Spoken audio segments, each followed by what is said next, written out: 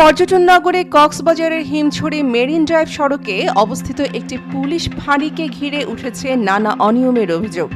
স্থানীয়দের দাবি, চেকপোস্ট পরিচালনায় রয়েছে বৈষম্য ও দুর্নীতির চিত্র। প্রাকৃতিক সৌন্দর্যের জন্য পরিচিত হিমছড়ি মেরিন ড্রাইভে প্রতিদিনই দেশি বিদেশি পর্যটকদের ভিড় লক্ষ্য করা যায়। তবে এই গুরুত্বপূর্ণ সড়কের হিমছড়ি পুলিশ ফাঁড়ির বিরুদ্ধে উঠেছে গুরুতর অভিযোগ।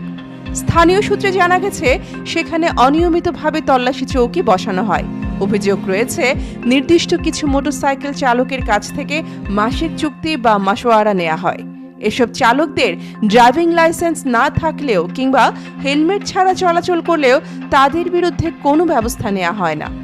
অন্যদিকে যারা এই চুক্তির আওতার বাইরে থাকেন তাদের মোটরসাইকেল জব্দ করা হয়। পরে মোটা অঙ্কের অর্থের বিনিময়ে সেগুলো ছেড়ে দেওয়ার অভিযোগও করেছেন স্থানীয়রা। স্থানীয়দের অভিযোগ, দীর্ঘদিন ধরে এই ধরনের অনিয়ম চললেও তা বন্ধে কার্যকর কোনো পদক্ষেপ নেওয়া হয়নি। বিষয়টি তদন্ত করে দায়ীদের বিরুদ্ধে ব্যবস্থা নেওয়ার জোর দাবি জানিয়েছেন তারা।